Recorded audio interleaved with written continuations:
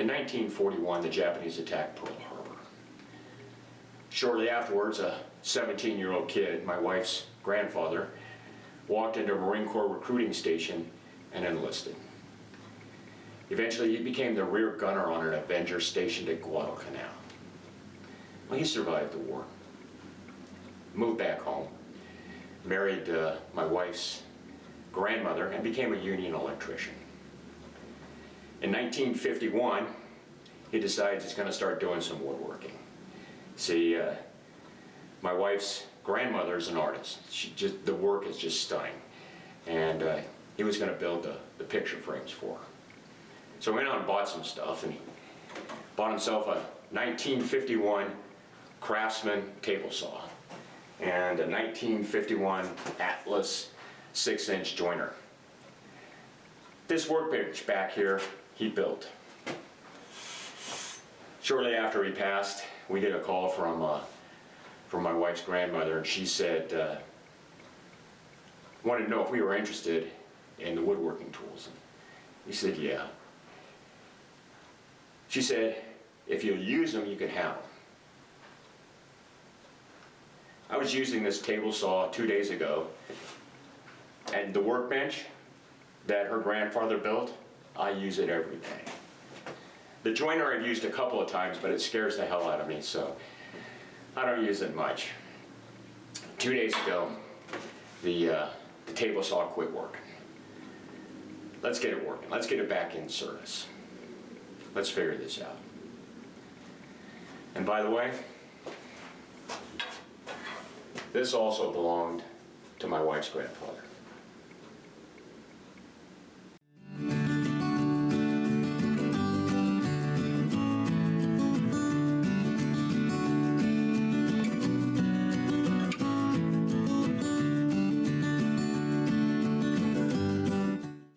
Well, this is it.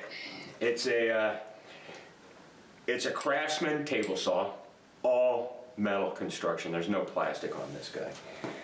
A little piece of wood over here is a guide that holds the switch on it, but that's about it.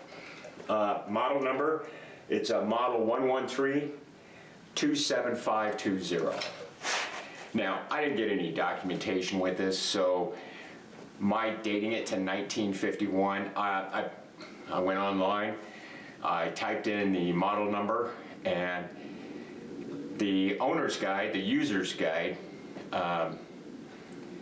is dated 1951. So, is it a 51, 52, 53? Who knows? It's old. It's 70 years old. The data plate on the motor, I can't read it. But let me show you what it does. And when you flip the switch, it just hums, okay? First thing I did is I swapped out the startup cap. That had no effect on it at all. I could have tested the startup cap and determined that it was good, but that startup cap that was on it was well, it's at least 20 years old. That's how long I've had this. So I just went ahead and swapped it out. Now I've got a spare. The first thing I want to do is, one, unplug it. Two, get this blade out of the air. I forgot to put that down. So let's get that blade tucked away. Let's get it unplugged. Get the motor pulled off and opened up. There's some contacts on this end of it. They're probably dirty or broken. And I really want to keep this motor with this. There's a place in town that rebuilds motors. And I would rather have them rebuild this than just, I mean, I can go on Amazon, I can have a motor here tomorrow, but that's not what I want. So let's get to work.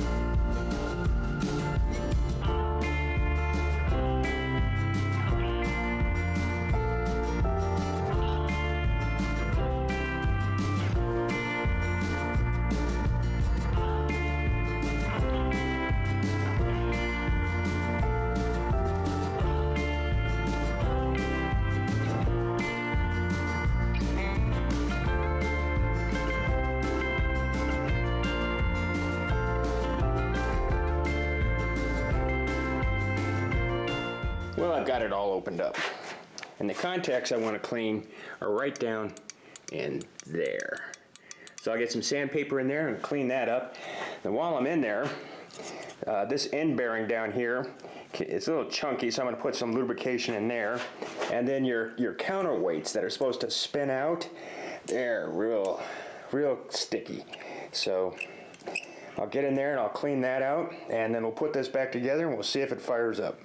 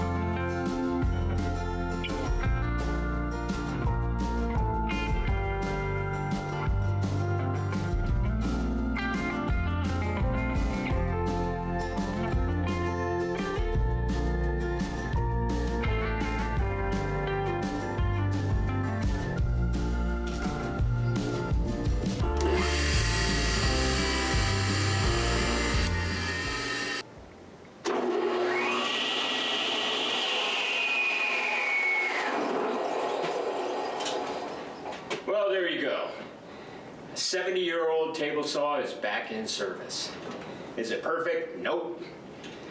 This wasn't a restoration project. This was a get it back in service project. I think my wife's grandfather would be happy with the work that I did. And thanks for watching.